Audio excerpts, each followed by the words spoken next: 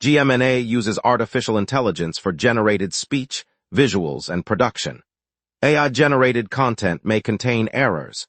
Please verify important information before making decisions or taking action.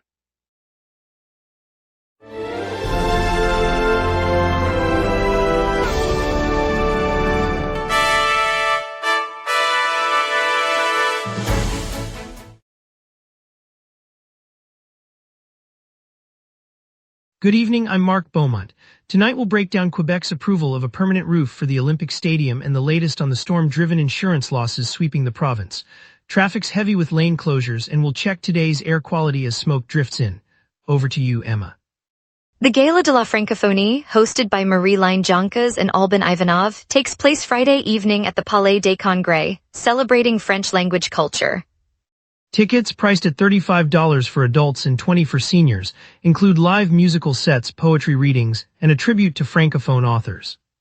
The ceremony begins at 7:30, will be streamed on Télé Québec, and supports the Francophonie Youth Scholarship Fund for university students. Lots to get to tonight, and the gala sets a wonderful tone for our community, but first the news as always. Good evening, Montreal. Quebec, the city and the federal government have joined forces on 8 construction projects that will bring 1,650 affordable homes to the island over the coming year. The plan, announced this week, spreads the new units across neighborhoods from the Plateau to Verdun, aiming to ease the tight rental market that has left many families searching for stable options. Provincial officials say the coordinated effort will speed up permits and leverage funding, while municipal leaders highlight the project's potential to create jobs and revitalize underused sites. Federal housing agencies are contributing financing to ensure the units remain truly affordable for and moderate-income households. Together, the 3 levels of government hope the new supply will begin to balance demand before the next housing cycle takes hold. Construction is slated to start in the coming months, with residents expecting the first doors to open by next summer. An ambitious new mural is taking shape on the roof of a 19th-century barn in the eastern townships. Local artist Stina Bodden began work today at 4 a.m., painting a night sky scene that will incorporate silhouettes and symbols honoring the region's Black heritage. The project aims to bring visibility to a community that settled here in the 19th century but has long been left out of mainstream histories. Bodden says the dark backdrop will allow the stories of early Black families to emerge like constellations against the sky. The barn, a historic structure tucked among rolling fields, will become a temporary landmark, drawing attention from residents and visitors alike. Officials hope the artwork will spark further research and dialogue about the forgotten contributions of Black settlers in the eastern townships. After decades of searching, a professor from Nova Scotia has built what he believes to be the largest assemblage of artifacts from the 1976 Montreal Games. The trove includes original medals, vintage signage, athlete uniforms, and rare photographs, each rescued from private collections and forgotten storage rooms across Canada. He says the collection is meant to travel back to the city that hosted the historic event, offering residents a chance to walk through the sights and sounds of that summer. Plans are underway to mount a public exhibition in Montreal later this year, with curators working to secure space in a downtown museum. The professor hopes the display will spark renewed appreciation for the legacy of the Games and inspire a new generation of sports enthusiasts. Visitors will also hear stories from athletes who competed on home soil. Today La Presse is launching a real-time experiment to pinpoint the quickest way from downtown to Montreal Trudeau Airport. Researchers stationed in the paper's Old Montreal office will set a goal of reaching security at 15:20, exactly 3 hours before an 18:20 Montreal-Paris departure. The team will compare several routes, metro, REM, taxi, and rideshare, timing each leg from the city center to the terminal. By logging travel times and delays, they hope to produce a practical guide for travelers who often find the airport trek time consuming. The trial will run later this morning and into the afternoon, with results expected to be shared in a special report. If the findings prove reliable, passengers could cut down on stress and ensure a smoother start to their overseas journeys. The experiment also includes a control run using the traditional shuttle bus, which typically departs the downtown hotel at 12:45. City officials and the World Cycling Championships organizers are deep into preparations for the September World Road Cycling Championships that will roll through Montreal's streets. The city has spent months mapping routes, coordinating with transit, and reinforcing key corridors to accommodate the unique demands of a global road race. Authorities expect 550,000 spectators to line the course, turning the event into an unprecedented international showcase for the island. Temporary viewing zones, expanded BIXI stations, and dedicated shuttle services are being set up to keep fans moving safely. Police and emergency services are drafting detailed response plans, while local businesses anticipate a surge in visitors. As the countdown continues, Montreal is positioning itself as a world-class host for one of cycling's premier competitions. The city hopes the race will boost tourism and leave a lasting legacy for future sporting events. Coming up, a unique SAAQ hearse tour across Quebec promoting safe driving during the construction holidays, plus more local headlines. We will be right back. If you run a venue, a comedy night, a concert, a fundraiser, you already know the hardest part isn't the show. It's selling the seats. Theaterfiller changes that. In minutes, you're set up with your own ticketing page, QR code delivery, and a door scanner. No technical headaches. No middleman taking a cut of your night. Your event, your tickets, your revenue. Go to theaterfiller.com and fill every seat. Welcome back, everyone. I'm glad you stayed with us. Now let's turn to Emma Leclerc for the local stories shaping our community tonight. Today, the Société de l'Assurance Automobile du Québec launched a province-wide safety campaign that sees a white hearse cruising through Quebec's highways. The vehicle, painted in the agency's distinctive color, will stop in towns and rest areas to remind drivers that the construction holidays bring an unusually heavy flow of traffic. Officials say the surge of trucks, commuters, and vacationers raises the risk of collisions, so the SAAQ is using the stark image of a hearse to underline the potential consequences of reckless behavior. The campaign includes pamphlets, roadside signage, and brief talks by safety officers at each stop. Organizers hope the visual reminder will encourage motorists to keep safe distances, obey speed limits, and avoid distractions while the roads are busiest. The tour is scheduled to continue through the holiday period, reaching communities across the province. More than 160 forest fires blaze across Quebec today, contributing to a national total of about 950 active blazes, officials say. Ontario alone accounts for roughly 200 of those fires, adding to the widespread summer emergency that has stretched firefighting resources province to province. Smoke from the flames drifts into nearby communities, prompting air quality advisories and prompting some residents to keep windows closed. Provincial agencies continue to monitor the situation, deploying crews and aerial support where conditions allow. The sheer scale of concurrent fires underscores the challenges faced by crews battling multiple fronts, while the heat wave that has persisted this season fuels the relentless spread. Authorities stress that the situation remains fluid, with containment efforts ongoing throughout the day. Residents in affected regions are advised to stay informed through local alerts as crews work around the clock. Rain and thunderstorm warnings are now active across several regions of Quebec, with meteorological services confirming the conditions will persist through the day. Heavy rain bands and frequent lightning have been reported, prompting alerts for potential flash flooding and reduced visibility on roadways. Residents in affected areas are being urged to monitor local updates as the storm system moves eastward, bringing gusty winds that could impact outdoor activities and travel plans. Emergency responders remain on standby, and power utilities are preparing for possible outages linked to the intense weather. Public transit operators have reported possible delays, and some schools have announced temporary closures as a precaution. The ongoing alerts are expected to continue into the evening, underscoring the need for caution when navigating streets or venturing outdoors. Authorities will reassess the situation and issue further notices if conditions evolve. Public health officials reported today that cases of anaplasmosis, a tick-borne illness, are rising across Quebec. The disease spreads when an infected tick bites a person, delivering bacteria that cause fever, chills, and muscle aches. Though less known than Lyme disease, anaplasmosis often produces more severe symptoms and can worsen quickly without treatment. Health authorities noted the increase aligns with the peak of outdoor activity, urging anyone in parks, gardens, or wooded areas to check for ticks after exposure. Early detection and antibiotics remain the most effective defenses. Residents are advised to wear long sleeves, use repellent, and remove any attached ticks promptly. Clinicians have observed more patients with fever and joint pain, leading labs to prioritize testing. The Provincial Health Agency is gathering data to monitor the spread and will issue updates as the situation develops. 6 Canadian pieces have secured spots on the COD Awards shortlist for the world's leading public art competition, and 3 of those are creations by artists based in Quebec.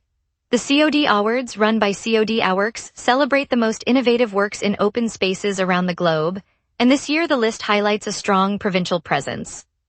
For residents who pass by murals, sculptures, or interactive installations in their neighborhoods, the announcement signals that a number of new projects could appear locally as the finalists vie for the top honor. City officials say the recognition may inspire municipalities to commission additional works, adding color and conversation to everyday routes. Organizers will reveal the ultimate winner later in the year, but the current roster already showcases the diversity of Canadian talent, with half of the national entries coming from Quebec's vibrant art scene. Now let's turn to your evening forecast and see what weather's in store. Falling low pressure and a swift southwest jet set the stage for tonight's late evening rain band. On this date, the all-time high reached 31.1 degrees Celsius in the year 2020, a brief spike during a lingering heat wave that pushed the city into record territory. The record low stands at 14 degrees Celsius, set in the unusually cool snap of 2014, when a deep Arctic trough dragged frigid air southward. Normal July highs hover around 23 degrees, with lows near 19, so today's temperatures sit comfortably between those historic extremes. The live radar shows a compact echo forming over the Laurentians, marching southeastward at a brisk pace. By 8 o'clock, the band will brush the island, delivering the heaviest showers near 8, then tapering off as the system slides past. Outside that core, the map remains clear, confirming the dry air mass that still blankets downtown. With the jet stream steering the moisture, we expect the rain to clear the city by 9. Turning now to the evening outlook. At 6 p.m., Montreal sits under an overcast veil, temperature 20 degrees, humidity 80%, and a low pressure that is falling. A modest southeast breeze at 12 kilometers per hour, gusting up to 32, adds a brisk feel. The southwest jet aloft, moving at 172 kilometers per hour, is injecting higher-level energy that will sustain the late evening rain band. UV index is 1. No wind exceeds 25 kilometers per hour in sustained flow, though gusts remain noticeable. Alerts in effect: air quality warnings for Hemmingford, Huntingdon, St. Remy, Valleyfield, Beauharnois, and Vaudreuil, plus a severe thunderstorm watch for the St. Adèle, St. Sauveur corridor. Expect the rain to peak around 8, then diminish, leaving a damp but clearing night.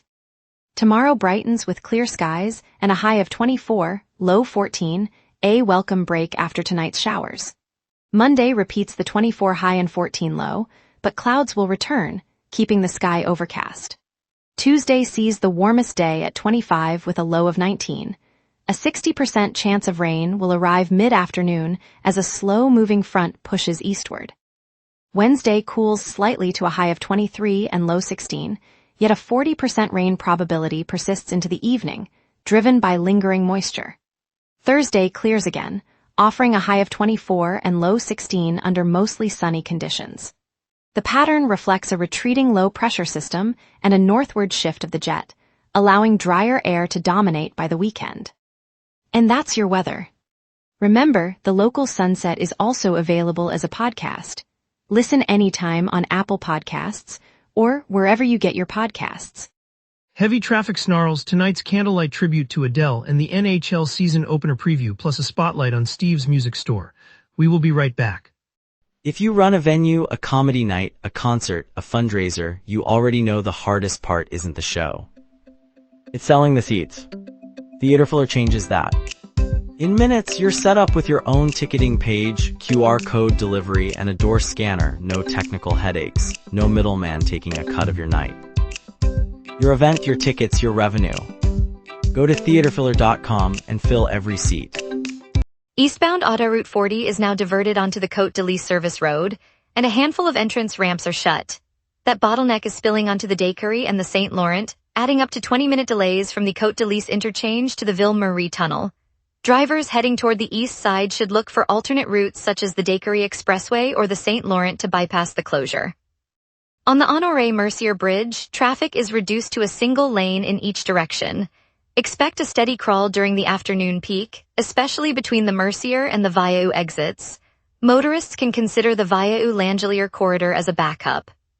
Finally, Boulevard de la Cité des Dunes, known locally as Route 340, is fully closed for construction.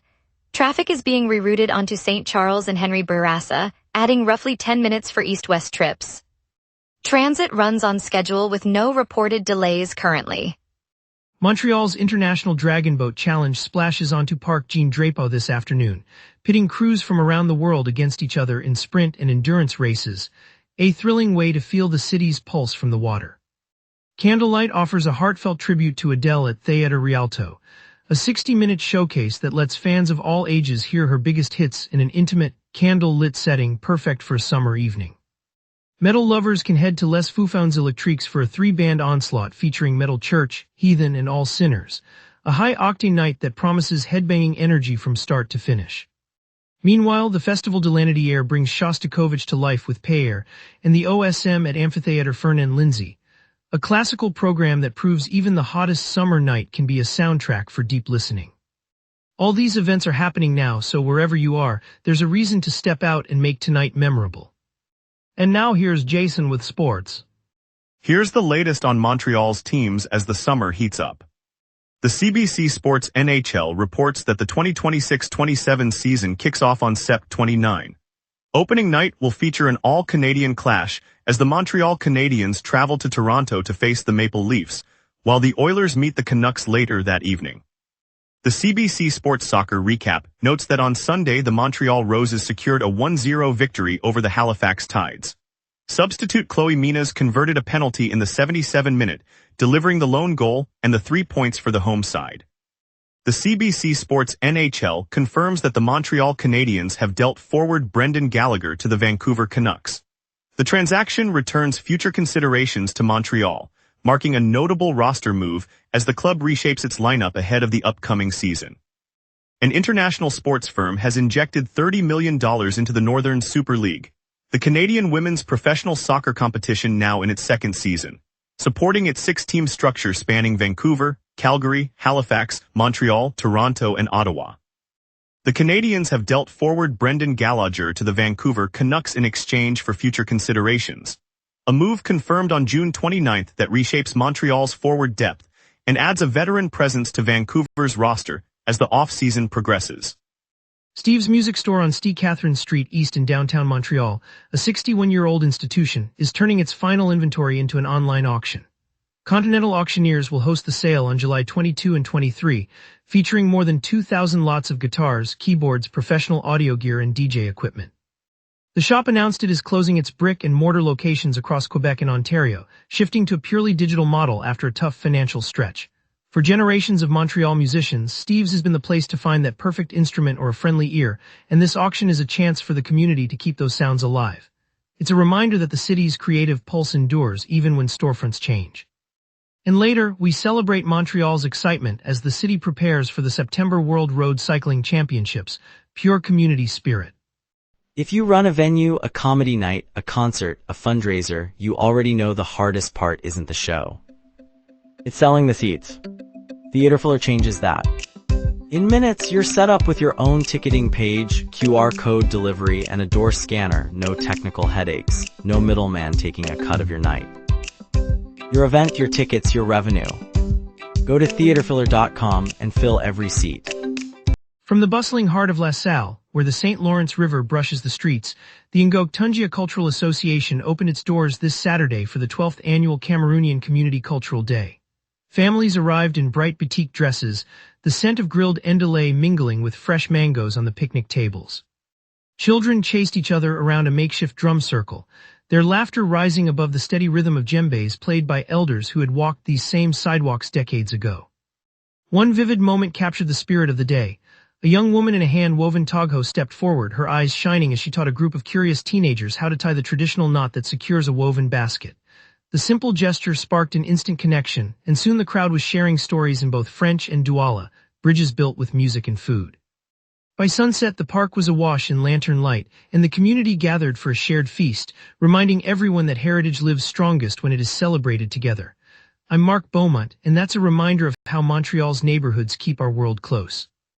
On a bright Saturday morning in Westmount's historic St. Louis Square, families lingered over coffee while the city's council chambers opened for a special town hall on municipal conduct.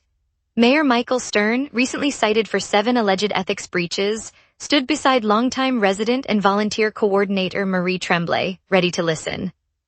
The room buzzed as the mayor apologized for language that had hurt colleagues and pledged to enroll in a province-wide ethics workshop, a program launched after the Municipal Commission's findings. One detail stood out, a handwritten note from a young student tucked into the mayor's notebook that read, "We believe in you."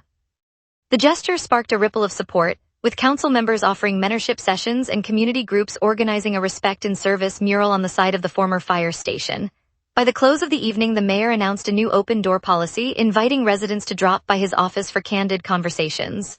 The evening reminded Westmount that accountability can be a bridge to stronger trust, and that a shared commitment can turn a setback into a step forward. Thank you, Montreal, for joining us on the local sunset. Tonight's highlight was the Montreal Artists' Night Sky Barn mural that will honor Black history across the city's skyline. We appreciate your viewership and look forward to bringing you more stories tomorrow. See you then. Stay tuned for tomorrow's look at the new affordable homes planned for Quebec and Montreal.